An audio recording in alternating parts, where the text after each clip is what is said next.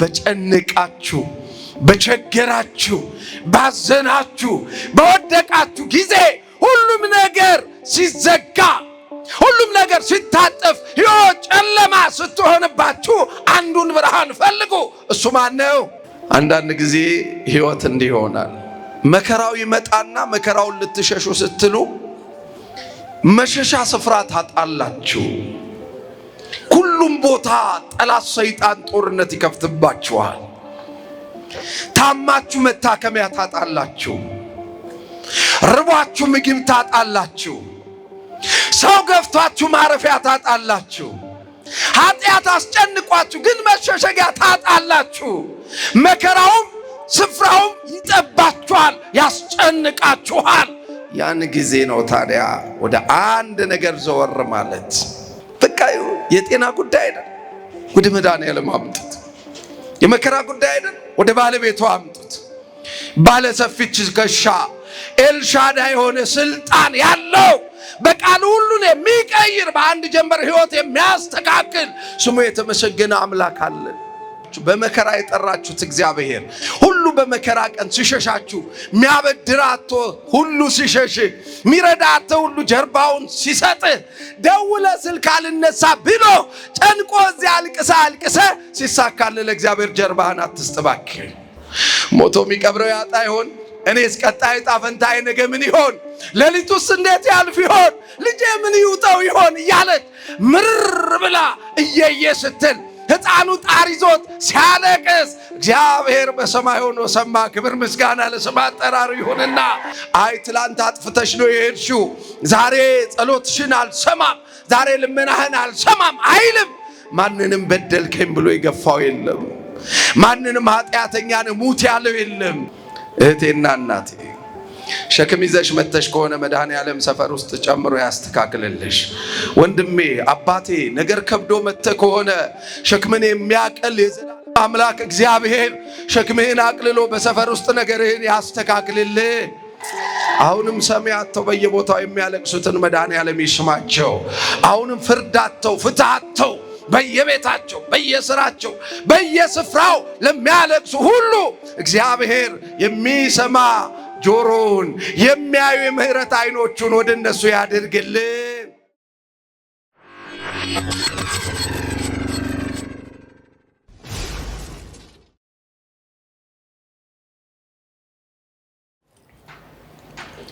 በስመ አብ ወወልድ ወመንፈስ ቅዱስ አሐዱ አምላክ አሜን። በኪሩቤል ላይ የምትኖር የዘላለም አምላክና አባት አለቆች ያሏቸው ሰራዊተ መላእክት የሚያመሰግኑ የእናታችን የድንግል ማርያም ብቸኛ ልጅ መድኃኔ ዓለም ክርስቶስ ኢየሱስ ሆይ በድካመ ሥጋና በኃጢአት ባለቀው ዕድሜያችን ላይ ይችን ሰዓት ለምህረት ለምስጋና እንዲህ ላለ መባረክ ስለጨመርክልን ክብርና ምስጋና አምልኮና ውዳሴ ከምድር እስከ አርያም ቸር ከሚሆን ከሰማያዊ አባት ከአብ ከባሕርይ ሕይወት ከመንፈስ ቅዱስ ጋር በአንድነት ለአንተ ይሁን። ክቡር አባታችን ሊቀ አበው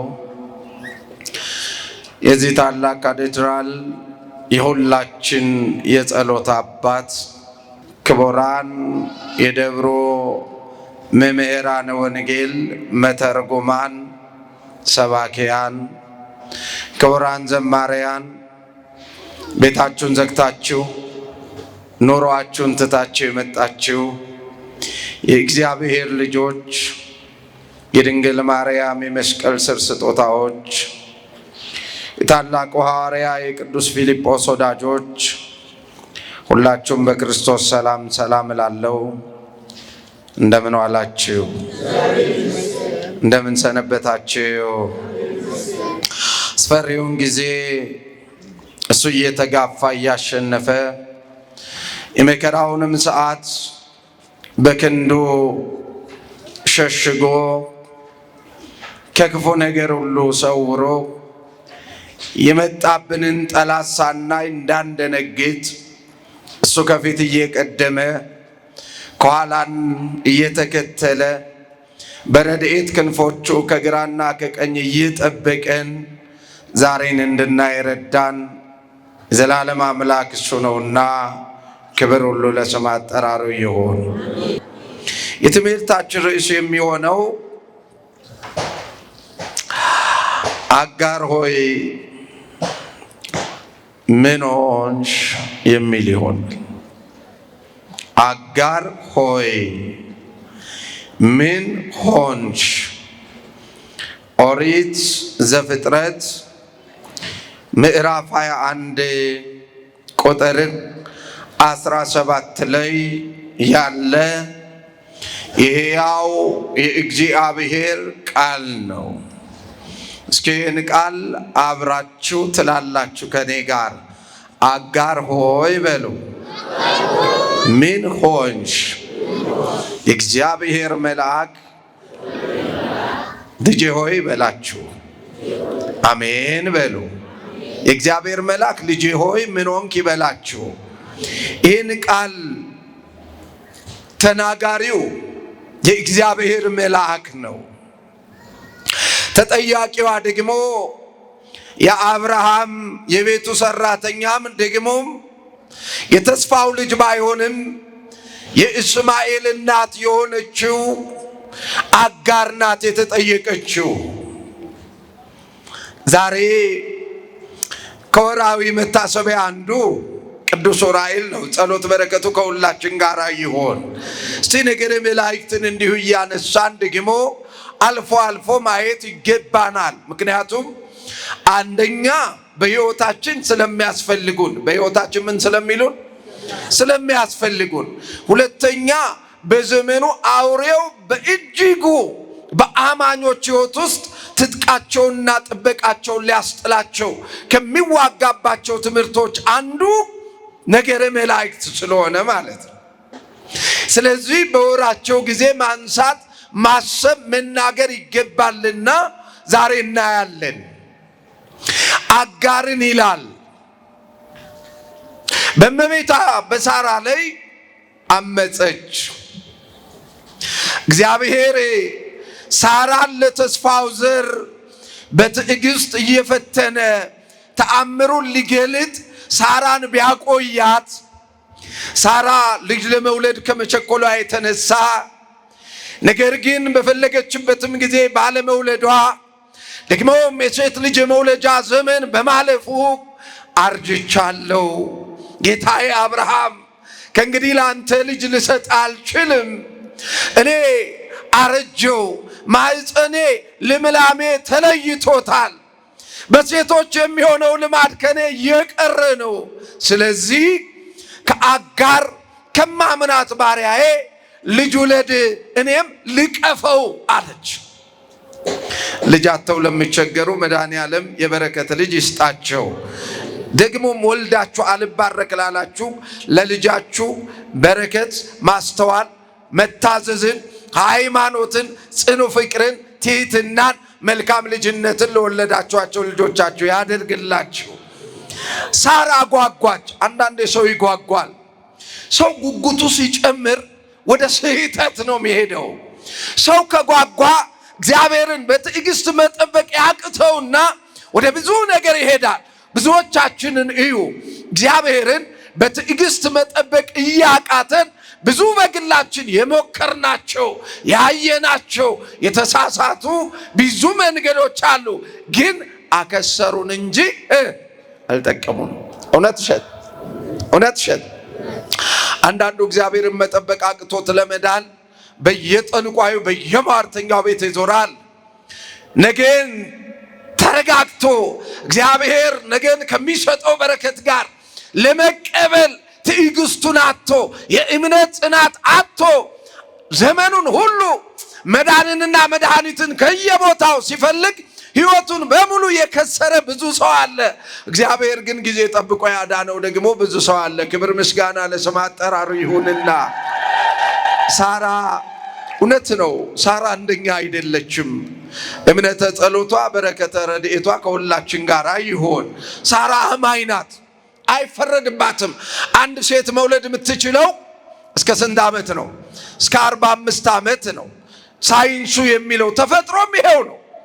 ደግሞ አሁን በሰው ሰራሽ 60 70 ላይ ሊሞከር ይችላል። በሰው ሰራሽ ልጁ ጤነኛ ይሁን አይሁን ሰው ይሁን አይሁን አናውቅም እንጂ።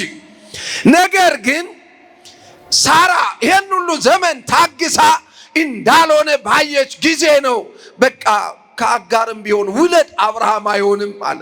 ተይ እባክሽ ይቅር አለ። ምን ነው ባልወልድ እንኳ ሰራተኛ የወለደችው ያንተን ልጅ ነው አለችው። ወይም የምትወልደው ያንተን ልጅ ነው። ያንተ ልጅ ማለት ደግሞ የማን ልጅ ነው? ይህን አትገርምም? ሳራ አትገርምም? እንደው አሁን ሰው ሰርጉ ላይ የአብርሃም የሳራ ብሎ ሲጽፍ ዝም ብሎ እንትን እኮ አይደለም።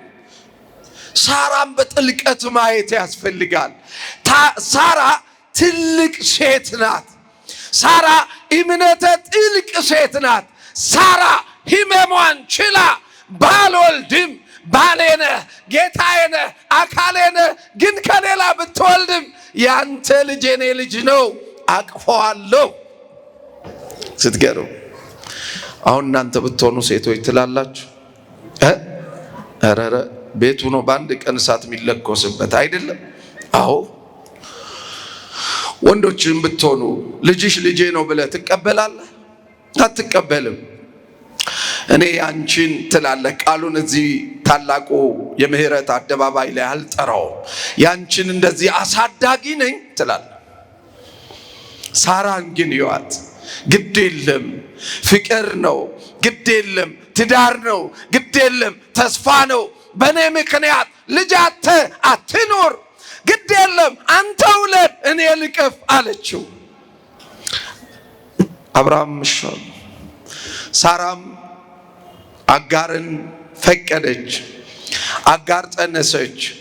ጽንሷ እየገፋ ሆዷ እየገፋ ሲመጣ ሳራን ማንጓጠጥ ጀመረች። በመጀመሪያው ጊዜ ሳራ አዘነችና ከቤት አባረረቻት። ውጪ አልፈልግም፣ እኔ ባሌን አምኜ የሰጠውሽ እንዲህ ክፉ ልትሆኝ ሳይሆን ዘር እንዲተካ ነው። አንቺ ግን ክፉ አደረግሽ፣ ውጭልኝ አለቻትና አባረረቻት። ደርሳለች። ድርስ ሴት ናት። ጽንሷ ገፍቷል፣ ሆዷ ጨምሯል፣ መራመድ እንኳ አትችልም። አጋር ወጥታ ከሰፈሩ ብዙ ሳትርቅ ከአብርሃም ድንኳን ራቅ ብላ ጥቂት በአንድ ውሃ ጉድጓድ አጠገብ ቁጭ ብላ ስታለቅስ የእግዚአብሔር መልአክ ወደ እሷ መጣ ይላል። በምታለቅሱበት ስፍራ ሁሉ የጌታ መልአክ ወደ እናንተ ይምጣ። ሚካኤል ታላቁ መልአክ ይምጣ። ገብርኤል አብሳሪው መልአክ ይምጣ። ፈታሔ ማኅፀን ሩፋኤል ይምጣ። መጋቤ ብርሃናት ኡራኤል ይምጣ። ሰዳዴ አጋንንት ራጉኤል ይምጣላችሁ። መጣ ይላል ሊያግዛት፣ አይዞሽ ሊላት። እንዲህ አላት። ይችሉበታል መላእክት ሲሻቸው አስታራቂ ሽማግሌ ይሆናሉ። ደስ ሲሉ ሴት ከቤት ተጣልታ ስትወጣ፣ ሰው ከሰው ሲጣላ የሚያስታርቅ ማን ነው? ሽማግሌ ነው አይደለም? መልአኩ መጣና እንዲህ አላት፣ አጋር እዚህ ጋር ምንድን ነው የምትሰሪው? እርጉዝ ነሽ፣ የሚበላ የለ የሚጠጣ የለ፣ አቅም የለሽ፣ ውሃ መቅጃ የለሽም። ደግመሽ እመቤትሽን ሳራን እንዳታስቀይሚያት አላት። አያችሁ ማንን እንዳታስቀይሚያት? አቤት ሳራን። እኔ እኮ ይገርመኛል። እኔ መጽሐፍ ቅዱስ ይዘው በየመንገዱ የሚጮሁብን ሰዎች አንብበውት ይሁን ተሸክመውት ባናቅም መጽሐፉ አይደለም ለድንግል ማርያም ይቅርና ለታላቋ እመቤት ምሳሌ መተኪያ ለሌላት እናት ይቅርና ለታላላቅ ቅዱሳን እናቶች እንኳ ክብርና መከበር እንደሚገባ እነሱ መነካት እንደሌለባቸው መላእክት ያስጠነቅቁ ነበር። እንዳታንጓጥጫት፣ አክብሪያት፣ ታዘዣት፣ ወደ ቤት ተመለሺ አላት። የመልአኩን ቃል ሰማች። ስትገባ አሁንም ሳራ ደግና ንጹሕና ስለሆነች የዋህና ስለሆነች ሳራ ተቀበለቻት። አጋርም ሳራ እጅ ላይ ወለደች። ከዛም ልጇ አደገ። እግዚአብሔር ከ8 ዓመት እስማኤል ከተወለደ ከ8 ዓመት በኋላ ሳራን አሰባት ይላል እግዚአብሔር። በቃ እኮ ሳራ ተስፋ ቆርጣለች። አሁን እያሳደገች ያለችው የባሏ የአብርሃምን ልጅ ነው። እንደማትወልድ ተስፋ ቆርጣ ያለ በአንድነት በሶስትነት የሚሰለስ የሚቀደስ እግዚአብሔር ኤሎሂም ወይም ቅድስት ሥላሴ ብለን የምንጠራው በሶስት አካል የሚኖር አንዱ አምላክ ወደ አብርሃም ቤት መጣ ይላል። ሥላሴ ወደ ሕይወታችን በምህረት ይምጦልን መጣ ይላል። በአብርሃም ቤት ገባ። በአብርሃም ቤት ሳራ እንደምትወልድ እግዚአብሔር ለአብርሃም የተስፋውን ኪዳን ሰጠው ይላል። ክብር ምስጋና ለስም አጠራሩ ይሁን። ኦሪት ዘፍጥረት ምዕራፍ 18ን አንብቡት። ለትምህርቱ ርዕስ ፈጠን ፈጠን እንላለን ካለው ሰዓት አንጻር። ከዛም በኋላ ሳራ ወለደች፣ ልጇንም ጡት አስጣለች። በዛን ቀን ሳራ ልጇን ጡት አስጥላ የተስፋውን ልጅ ይስሐቅን ቤት ውስጥ በደስታ ተሞልተው ሁሉ ሲጫወት ሲያመሰግን አጋርና ልጇን ማንጓጠጥ ጀመሩ። አጋር ስታንጓጥጥ ጌታዬ አብርሃም አለችው፣ አሁንስ አልችልም አለችው። አሁንስ ምን አልልም አልችልም፣ አውጣና ከነ ልጇ ሸኝልኝ አለችው። አብርሃምም ሚስቱን ሰማ። አጋርን ከቤት አውጥቶ እያዘነ እየቆዘመ ከሳራ ግን ስለማይበልጥበት ፍቅር እንዲህ ነው አወጣና ከነ ልጇ አባረራት። ተጓዘች የሳራ በረሃ ላይ የቤርሳቤ ምድረ በዳ ላይ ብቻዋን ልጇን ይዛ ቀን ሙሉ ስትጓዝ ሄዳ ደከማት። ይሄ ከቁጥር 1 ጀምራችሁ ኦሪት ዘፍጥረት ምዕራፍ 21ን አንብቡት። ውሃው አለቀ፣ የያዘችው ምግብ አለቀ፣ ባዶዋን ቀረች። ሕፃኑ ማልቀስ ጀመረ፣ መጮ ጀመረ። እማ ምግብ ይላታል፣ እማ የሚበላ ይላታል፣ እናቴ ውሃ ይላታል። ውሃ የለ ምድረ በዳ ነው፣ ምግብ የለ ምድረ በዳ ነው። ጨርሳለች፣ ምንም ነገር የላትም።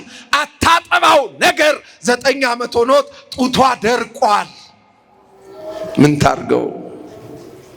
ምን ትሁን? አንዳንድ ጊዜ ህይወት እንዲህ ይሆናል። መከራው ይመጣና መከራውን ልትሸሹ ስትሉ መሸሻ ስፍራ ታጣላችሁ።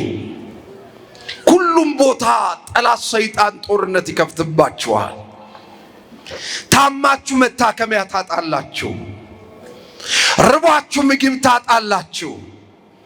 ሰው ገፍቷችሁ ማረፊያ ታጣላችሁ። ኃጢአት አስጨንቋችሁ ግን መሸሸጊያ ታጣላችሁ።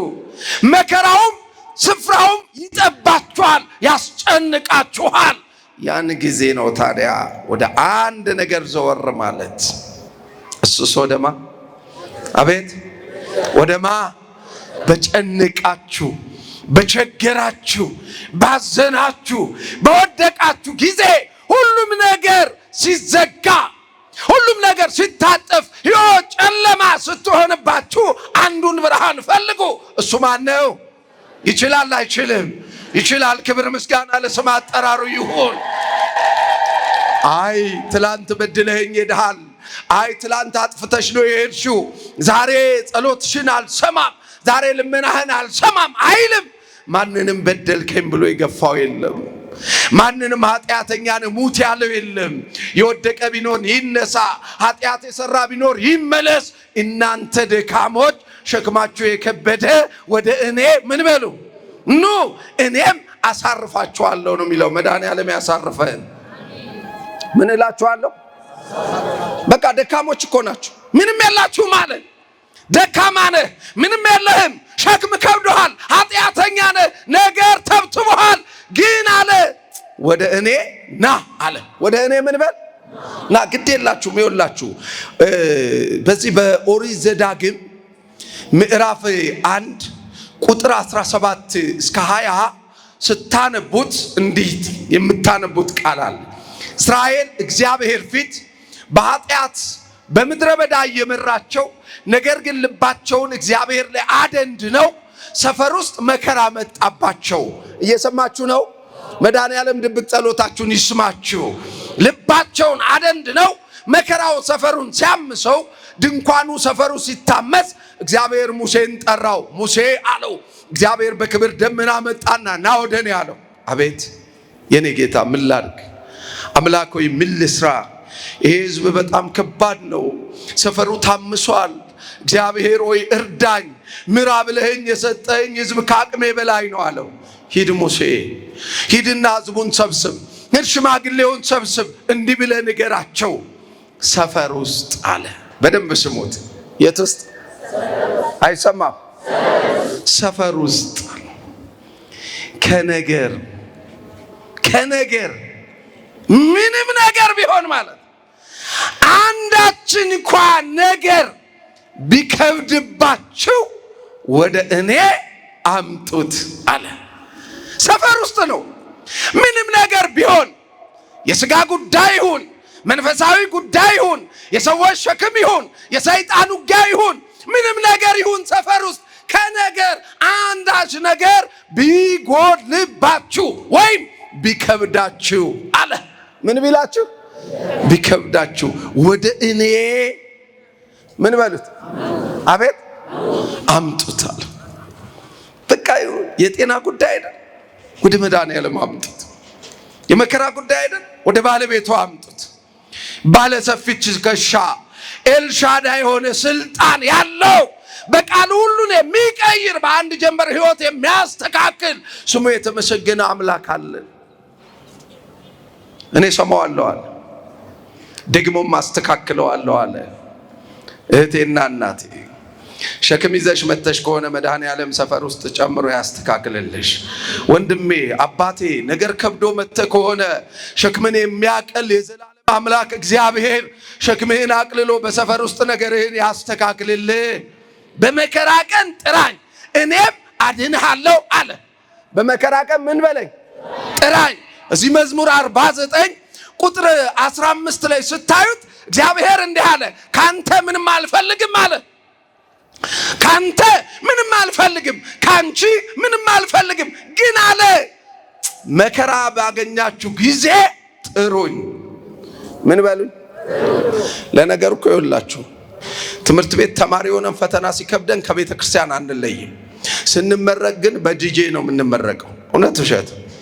የሆነ ጉዳይ እንዲሳካልን በየደብሩ በየገዳሙ ዞረን እንጸልይና እግዚአብሔር ጭንቀታችንን አይቶ መከራችንን አይቶ እንቆቅልሽ ፈቶ ታሪክ አስተካክሎ ጠላት ረቶ ከሰው እኩል አቁሞ ሲሞላልን እኛ ያለነው ትላንት ካስለቀሰችን ዓለም ጋር መጠጡ ቤት፣ ጭፈራው ቤት፣ ዓለም ላይ አስረሽምጪው። በመከራ ቀን ግን ምን በለኝ ያለ እግዚአብሔር ጥራኝ። እባካችሁ በመከራ የጠራችሁት እግዚአብሔር ሁሉ በመከራ ቀን ሲሸሻችሁ፣ ሚያበድራቶ ሁሉ ሲሸሽ፣ ሚረዳቶ ሁሉ ጀርባውን ሲሰጥ፣ ደውለ ስልክ አልነሳ ብሎ ጨንቆ እዚያ አልቅሰ ሲሳካልህ ለእግዚአብሔር ጀርባህን አትስጥ እባክህ። እግዚአብሔር ከብዙ ጉድጓድ ከብዙ ማጥና ጭንቀት አውጥቶሽ ካወጣሽ እግዚአብሔር ጋር ዘመንሽን ጨርሺ። ትላንት ከገፉሽ ጋር ሰዎች ጋር ሆነሽ እግዚአብሔርን አትክፊው። ግድ የለም በመከራ ቀን ጥራኝ እኔ አድንሃለሁ አንተ ታከብረኛለህ አለ። የመከራ ጸሎታችንን ሰምቶ ከመከራ ሁሉ በስሙ ያድነን፣ በቸርነቱ ያድነን፣ በይቅርታው ያድነን፣ ክብሩን ለማውራት ያብቃን። ናም ምን ቢጨልም ምን ብትጎዱ ጸልዩ። አጋር በዛ በረሃ ውስጥ አቅም የላትም። አብርሃም የለም፣ ሚረዳት የለም፣ ማንም ሰው የለም፣ ቤት የለም፣ ድንኳን የለም። የበረሃው ግንጥ፣ የበረሃው እባብ፣ የበረሃው አውሬ ብዙ ነው። ከመሸስ ፀሐይ ሲዘቀዝቅ ልጁ እያቃሰተ መጣ። ነፍሱ ልትወጣ እያለ እያቃሰተ ያለቀሰ ያቃሰተ ያለቀሰ መጣ። ስታዩ እጇ ላይ ሊሞት ነው። ምኗ ነው? አይከብድም? እንኳን የወለዱት ልጅ ያሳደጉት ከብት እጅ ላይ ሲሞት ያሳዝናል። ምን ታርገው? ልጄ ሲሞት ከማይ ልጄ አይኔ እያየ ልጄ እጄ ላይ ጸጥ ብሎ ልጄ ሞቶ እጄ ላይ ቀበርኩት ከምል ሞቱን አለ የልጄን የጣር ድምፁን አልስማ። ምን አይነት መከራ ነው በሕይወቴ የመጣው? ምን አለ እኔ ከልጄ ቀድሜ ብሞት?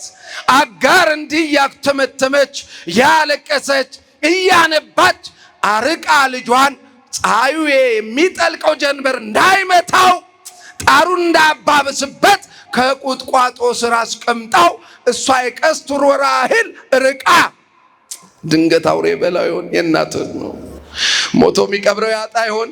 እኔስ ቀጣይ ዕጣ ፈንታዬ ነገ ምን ይሆን?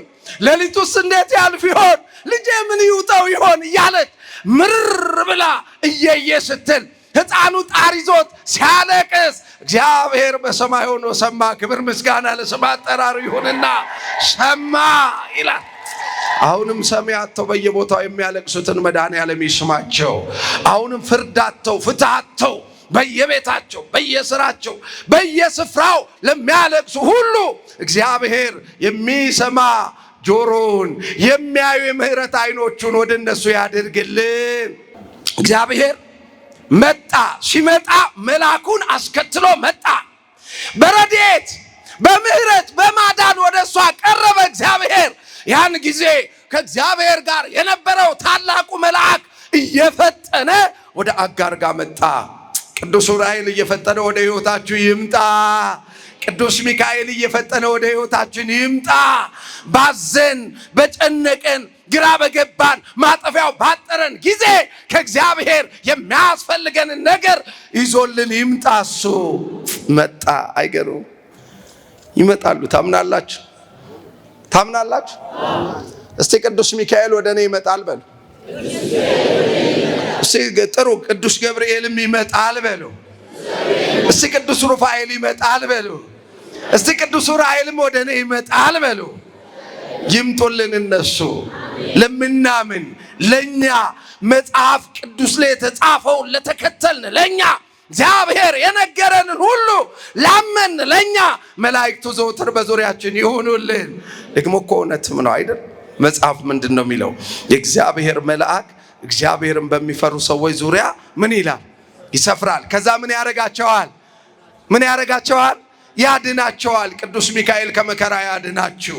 ቅዱስ ገብርኤል በአምላኩ ስም በተሰጠው ቃል ኪዳን ከገባችሁበት እሳትና ጭንቀት ያውጣችሁ። ቅዱስ ሩፋኤል ከጭንቀታችሁ ይፍታችሁ። የእውነት ያድናል አለ። እኛ ግራ ይገባል። እንዲህ ስንላቸው አይ አይደለም፣ አያግዙም፣ አያድኑም፣ አይረዱም ይሉናል። እሺ መጽሐፍ ቅዱስ ክፍል መላእክት አይረዱም የሚል ክፍል አሳዩን ስንላቸው አያሳዩን። እኛ ግን መላእክት ይረዱናል የሚል ጥቅስ አፋችንን ሞልተን ማሳየት እንችላለን። ክብር ለእግዚአብሔር ይሁን። ማሳየት እንችላለን። እንዴ መላእክት ይረዱናል፣ መላእክት ይጸልዩልናል፣ መላእክት ያግዙናል፣ መላእክት ጠላት ያሳድዱልናል፣ መላእክት ይዋጉልናል የሚል ጥቅስ ሃሁ ብለን ከመጽሐፍ እናወጣለን። እነሱ ግን እስኪ አይደለም የሚል ጥቅስ ያወጡ። የለም መልአክ አይረዳም የሚል ጥቅስ የለም መጽሐፍ ቅዱስ ላይ። መልአክ ግን ይረዳል የሚል መጽሐፍ ቅዱስ ላይ ጥቅስ አለ። ክብር ለእግዚአብሔር ይሁን። መልአክ አይጸልይልህም የሚል ጥቅስ የለም መጽሐፍ ቅዱስ ላይ። መላእክት ግን ሲጸልዩ ደጋግሞ የሚያሳይ የመጽሐፍ ቅዱስ ክፍል አለ። እየሰማችሁ ነው? አዎ። ያው እንዲህ ይለዋል። ይሄ በብሉይ ኪዳን ነው ይለዋል። እንዴ በብሉይ ኪዳን የነበረ እግዚአብሔር አሁን የለም? የለም ወይ? አለ። ትላንት የተናገረ እግዚአብሔር ዛሬ ቃሉን ይሽረዋል? ይሽረዋል ወይ? ሰማይና ምድር ያልፋል ቃሌ ግን አያልፍም ያለ ጌታ።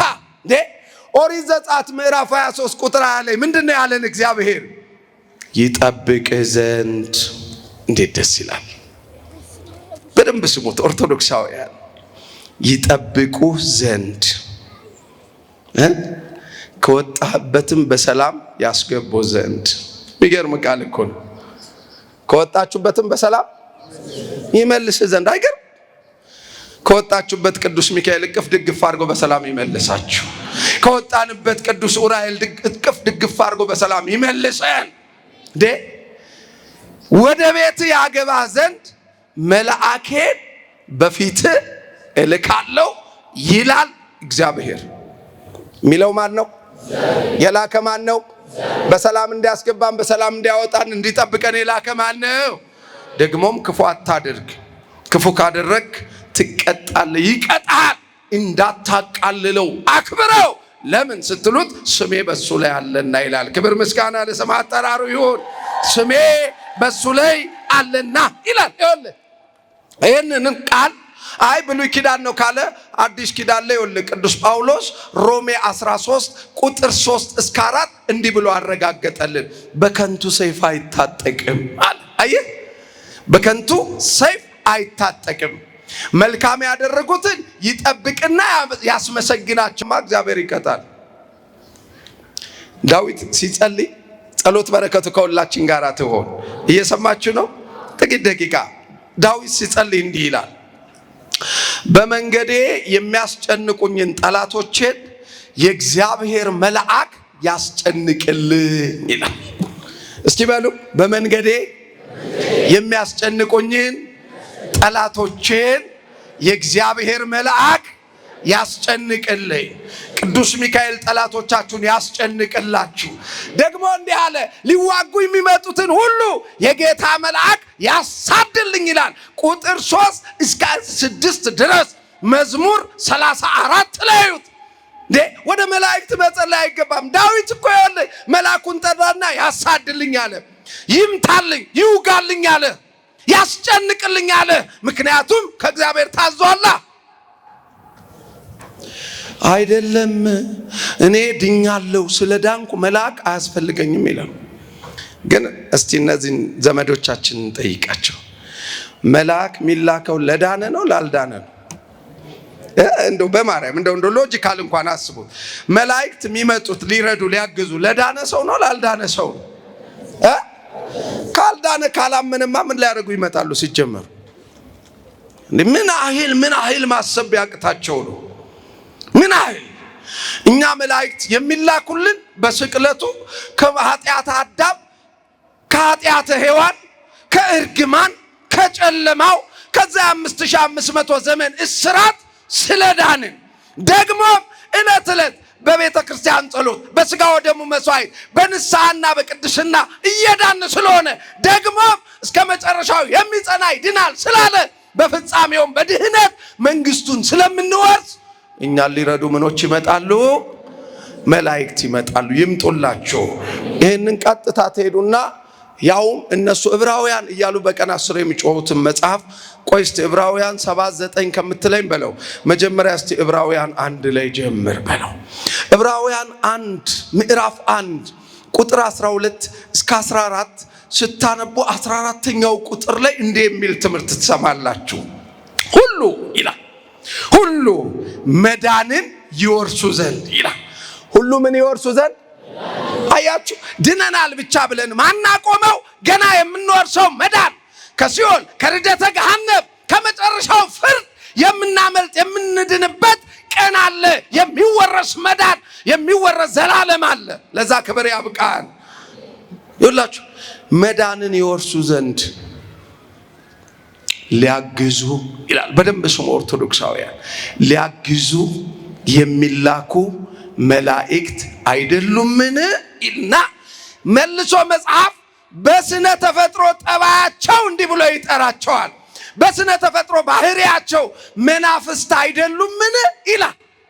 እስቲ እንደዚህ በሉ፣ ሁላችንም በሉ፣ መዳንን እንድንወርስ ሊያግዙን፣ ድገሙ፣ ሊያግዙን፣ ድገሙ፣ ሊያግዙን የሚላኩ መላእክት አይደሉምን? ጠየቀ እኮ ጳውሎስ፣ ለሱ ይመልሱለት። እኛማ አዎ ናቸው ብለናል። ክብር ምስጋና ለአምላካችን ይሁንና አዎ ናቸው። የለም እኔ ጌታዬ ጋር ጸሎት እንዴ ተው እንጂ በሏቸው እንዴ። ዮሐንስ ራእይ እኮ አዲስ ኪዳን ነው፣ ዕብራውያንም አዲስ ኪዳን ነው አይደለም? እውነት ውሸት ነው አይደለም? ጥሩ። እስቲ ዮሐንስ ራእይ ላይ ጠጋ በሉና ዮሐንስ ራእይ ምዕራፍ 8 ቁጥር 1 እስከ 3 ዮሐንስ ራእይ ምዕራፍ 5 እያቸው። እዚህ ላይ እንዲህ ይላል። ቅዱስ ዮሐንስ ወንጌላዊ ታኦሎጎስ ነባቤ መለኮት ፍቁረ እግዚእ ቁጥረ ገጽ እየተባለ የሚጠራው ያ ታላቁ ባህታዊ፣ ያ ታላቁ ባለ ራእይ፣ ያ ታላቁ ተርጓሚ፣ ያ ንስር የተባለ ታላቁን ምስጢር ጥልቅ ሄዶ ያየ ሐዋርያ ጸሎት በረከቱ ከሁላችን ጋር ይሁን። ያ ድንግል ማርያምን ከመስቀል ስር የወሰደ በቤቱ ያኖረ ደግሞ ክብሯን የገለጠ ሐዋርያ እንዲህ አለ፣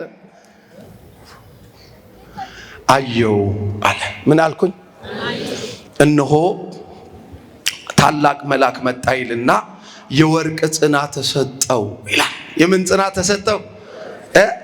ይኸውላችሁ በሰማይ ታቦት አለ ይላል ራዕየ ዮሐንስ። እኛም ቤተ መቅደስ ምን አለ? ታቦት መሰዊያው አለ። ይኸውልህ ጽናሃ በሰማይ መላእክት ይዘው በዚህ ሰዓት ለታረደው በግ ምስጋና ይሰዋሉ ይላል። ምድራውያን ካህናት የሰማዩን መንግስት የሚያገለግሉ ታላቅ መተኪያ የሌላቸው እየንተ ወልደ እግዚአብሔር የሚባሉት ካህናት በምድርም ያንን ጽና ይዘዋል። እነንቶኔ ቤት ብንሄድ መሰዊያ የለ፣ ጽና የለ፣ ምን የለ፣ ባዶ። በሰማይ ያለ ሁሉ እዚህ አለ፣ እዚህ ያለ ሁሉ የት አለ? በሰማይ። ክብር ምስጋና ይሁን ለዚህ ቤተ ክርስቲያን ልጆች ያደረገን። መልአኩ ሲወዘውዘው አለ ፍም ተደረገለት። ከዛ ብዙ ዕጣን ተሰጠው። ዕጣኑንም በማዕጠንት ውስጥ ጨመረው። ከዛም ሲያጥነው የቅዱሳን ጸሎት በዕጣኑ ላይ ሆኖ ከመልአኩ እጅ ወደ እግዚአብሔር ፊት አረገ ወይም ወጣ። እየሰማህ ነው? ከማይጅ ከመልአኩ እጅ ሲበሉት ከማይጅ ከመልአኩ እጅ ላይ እያጠነ የቅዱሳንን ሁሉ ጸሎት አሳረገ ይላል። መልአኩ ጸሎታችንን ያሳረገልን። ምን ሆናችኋል? እኮ አዲስ ኪዳን ነው። ይረዱናል፣ ያግዙናል፣ ይጸልዩልናል። ሁሉንም ነገር በእግዚአብሔር ፊት አብሶ መከራ ሲገጥመን ምን ሲገጥመን አልኳችሁ? እስቲ መከራ በሉ። ይሰውራችሁ። እግዚአብሔር መልካም ነው። በመከራ ቀንም መሸሸጊያ ነው። ይኸውላችሁ በዚህ መከራ ቀን ይመጣሉ። ይሄን ያስተማረን ደግሞ ክርስቶስ ነው። ክብር ይሁንለት። አንድ ሁለት ጥቅስ እንይና እናብቃ። ምክንያቱም ትምህርቱ አይደለም ይሄ ዓርብ፣ ቀጣዩ ዓርብ ድረስ ብንሄድ በጣም ይሰፋል። ምክንያቱም በጣም መጽሐፈ ምስጢር ላይ ስለ ነገረ መላእክት ስታዩት፣ አክሲማሮስ ላይ ስታዩት በጣም እየረቀቀ የሚሄድ ትምህርት አላቸው። ጥበቃቸው አይለየን። እናም እዚህ ላይ ጌታ የሉቃስ ወንጌል ምዕራፍ 22 እንደው ቁጥር 43 ላይ ባካችሁ ገብታችሁ ይውልኝ። ምን ይላል መሰላችሁ? ኢየሱስም ይላል ለስም አጠራሩ ክብር ምስጋና ይግባው። ኢየሱስም በጌቴሴማኔ ወይም በአታክልቱ ስፍራ ሊሰቀል እንደነገ ሐሙስ ማታ በዛች የሐዲስ ኪዳን ሐሙስ ጸሎተ ሐሙስ ተብላ የተሰየመችዋ ከሱ ጸሎት የተነሳ በዛ ውስጥ ሲጸልይ እጅግ አዘነ። ወዙም ወደ ምድር ይንጠባጠብ ነበረ። እጅግም ይጸልይ ነበረ በሚገርም ሁኔታ። ምክንያቱም ፍጹም ሰው ፍጹም አምላክ ነውና፣ ፍጹም ሰው እንደመሆኑ ባህሪየ ሥጋን ገንዘብ እንደማድረጉ ይጸልይ ነበር። በዛ ሰዓት ባህሪየ መለኮትን ገንዘብ አድርጎ በተዋህዶ አንድ የሆነ ሥጋ ደግሞ እንደ አምላክነቱ ፈቃድ ይፈጽም ነበረ። ያለ መለያየት ያለ መነጣጠል በዚያ ስፍራ ላይ ከሁለት አካል አንድ አካል ከሁለት ባህሪ አንድ ባህሪ የሆነ አምላክ ሲጸልይ የሚያበረታታው መልአክ መጣ። ሲገርም የሚያበረታው፣ እስኪ በሉ ይሄን ቃል የሚያበረታው በሉ። መልአክ ወደ እሱ መጣ፣ ታየው። የሚያበረታ መልአክ ይምጣላችሁ። እስቲ ልጠይቃችሁ፣ እንደው እዚህ ጋር ክርስቶስን መላእክት ያበረቱታል ወይስ እሱ መላእክትን ያበረታቸዋል? አቤት አቤት! እሱ ነው የሚያበረታቸው፣ እነሱ ናቸው የሚያበረቱት። ያው ከኔ ተማሩ ያለ ጌታ በመከራችሁ ጊዜ ሊያበረቷችሁ ሊያግዟችሁ መላእክት እንዲህ ይመጣሉ ሲለን አድርጎ አሳየን። ክብር ምስጋና ለስሙ አጠራሩ ይሁን። ይኸውልህ እና ኢየሱስን እከተላለሁ የሚል ሰው ሁሉ ታዲያ በዚህ ዘመን ምን ነው ኢየሱስን ሊያበረታ የመጣውን መልአክ ላስተምህሮ ለሱ ሊረዳው ሳይሆን ለኛ አስተምህሮ የመጣውን የመልአክ እርዳታ አልቀበልም አለ። ስለዚህ ኢየሱስ ያደረገውን የማይቀበል ትውልድ ኢየሱሳዊ ሊሆን አይችልም። ክርስቶስ ያደረገውን ያስተማረውን በተግባርም በቃልም ያሳየውን ትምህርት የማይቀበል ትውልድ ክርስቶሳዊ ሊባል አይችልም። እኛ ግን እንቀበላለን፣ እናምናለን፣ እንታመናለን። ክብር ምስጋና ለስም አጠራሩ ይሁን። ሁለተኛዋ ጥቅስ የትምህርቱ መጠቅለያ የምናረጋት መጽሐፈ ኢዮብ ላይ ስለ ኢዮብ ልተርክላችሁ አይደለም፣ ቃሉ እዚህ ላይ ስላለ ነው። የኢዮብ ጸሎት በረከት ግን ከሁላችን ጋር ትሆን፣ የትዕግስቱ ረድኤት አትለየን እና እዚህ ላይ በጣም ኢዮብ ከሶስት ጓደኞቹ ጋር ሲሟገት እኔ ንጹሕ ነኝ ያለ ኃጢአት የተቀጣው ሲል እነ ኤልፋዝ እነ በልዳዶስ እነ ሶፋር ዝም አሉት፣ አልገሰጹትም። ግን አንድ ኤሊሁ የተባለ ሰው ተቆጣቸው። ኢዮብ ንጹሕ ነኝ ሲል ንጹሕ ያለ እግዚአብሔር የለም ለምን አላላችሁትም? ለምን አልተቆጣችሁትም? እግዚአብሔር ቀጣ፣ አንተ ንጹሕ አይደለህም፣ እኔ እንዳንተ ከጭቃ ነው የተፈጠርኩት፣ ንጹሕ ግን እግዚአብሔር ነው አለው ኤሊሁ። እንዲህ የሚመክር ጓደኛ ይስጣል። ይመጻደቃል። እንደኔ ያለ ጸሎተኛ፣ እንደኔ ያለ ቆራቢ ግሼና 40 ዓመት ደብረ ሊባኖስ 20 ዓመት ሸንኮራ ዮሐንስ ይናል ዝቋላ እንዲሄጄ እኔ ያረገጥኩት ቦታ ረግጠ ካልተቀየርክ ምን ያረግልሃል? ሄደ ካልተለወጥክ፣ ሄደ ካልቆረብክ፣ ሄደ ንስሐ ካልገባ፣ ሄደ መታጢያት ካላቆም፣ ሄደ መተባልንጀራህን ይቅር ካላል፣ ይቅርስ ብለህ ካልሄድክ፣ ንስሐ ተናዘ ካልረገጥክ ምን ይጠቅምሃል? እንዲሁ ብትመጻደቅ ቱሪስት ነህ እንጂ አንተ አማኝ አትሆንም። ሺህ ቦታ ያለ ለውጥ ብትዞር ብዞር ለለውጥ ያደርግልህ እና የሚገስጽ ጓደኛ ይስጣችሁ፣ የሚመክር አስተማሪ ይስጣችሁ እግዚአብሔር እና ተቆጣ። ኢዮብ ሆይ እግዚአብሔር እንዴት እንደሚያስተምር በአንተ አይተናል። ገስጾሃል፣ አንዳንዱን ይመክራል፣ እግዚአብሔር ያስተምራል። መንገደ ብዙ ነው፣ በአንድም በሌላ ያስተምራል። አንዳንዱን በአልጋ ላይ አስተኝቶ ያማቅቀዋል አለው። ይኸው በጎን ነው የሚነግረው ለኢዮብ። አንተ እንዳይለው ለሞራሉም ተጠነቀቀለት። አንዳንዱን በአልጋ አስተኝቶ በህመም ያሰቃየዋል አለ። ነገር ግን ይላል፣ እየሰማችሁ ነው፣ ከሺህ መልአክ አንድ ቢገኝ አለ። ከሺህ መልአክ በግዕዙ ስተረጉሙ ከአእላፍ መላእክት ከእልፍ መላእክት አንድ 10 ሺዎች ሲሆኑ ደግሞ አእላፍ እንላቸዋለን። ከአእላፍ መላእክት አንድ ቢገኝ ሄዶም ቢለምንለት ቢራራለት የመከራውን ምስጢር ተርጉሞ አስረድቶ ቢያጽናናው እባክህን ስለ ነፍሱ ቤዛ አግኝቻለሁና መልአኩ ራስ እኮ ነው ስለ ነፍሱ ቤዛ ይላል። ይሄ ሁሉ ቤዛ ባለበት ነው ይሄን ቤዛ የሚል መጽሐፍ ተሸክሞ ስለ ቤዛነት የሚሟገቱን ልብ ይስጥልን እና ስለ ነፍሱ ቤዛ አግኝቻለሁና እባክህ ወደ ጉድጓድ አታውርደው። እየሰማችሁ ነው? ወደ ጉድጓድ አታውርደው ብሎ ምንለት እግዚአብሔር ይራራለታል ያድነውማል ይላል። ክብር ምስጋና ለስሙ አጠራሩ ይሁን። እግዚአብሔር ስለ መልአኩ ጸሎት ይራራል፣ ያድነዋል፣ ስጋው ይለመልማል፣ ካልጋው ይነሳል ይላል። የመላእክት ጸሎት በእግዚአብሔር ፊት ደርሶላችሁ ከመከራ ያንሳችሁ፣ መከራውንም ከኛ ላይ ያንሳልን። እናም ለዚህ ነው በቃ አጋር ሆይ ምን ሆነሻል? አትፍሪ፣ የልጁን ድምፅ እግዚአብሔር ሰምቷል፣ ሂጂ አላት። ልጇን አነሳች። ዘወር ስትል እግዚአብሔር ዓይኗን ከፈተ፣ ውሃ ፈለቀ፣ በምድረ በዳ እግዚአብሔርን መጋቢ ሆናት ይላል። ክብር ምስጋና ለስሙ አጠራሩ ይሁን። መላእክት ሁሌም ልጄ ምን ሆንክ ይበሏችሁ። ስትጸልዩ ስትለምኑ መልአክ ይምጣልኝ፣ መልአክን ደግመ ላክልኝ እንደ ማኑሄ እያላችሁ ደግመ ይምጣ መልአክ እንዳል እያላችሁ ስትጸልዩ፣ ስለ መላእክት ስታወሩ፣ መልአኩ እንዲመጣ ስትጠይቁ፣ እንደ ዘካርያስ ከመልአክ ጋር ስታወሩ መልአኩ መጥቶ ያጽናናችሁ። ምንድነው የሚለው መልካ ሚካኤል ላይ ቀዊሜ ቅድመ ስልከ ሶበ አወትር ስኢለ በብሂለ ኦሆ ፍጡነ አስማኒ ቃለ ይላል።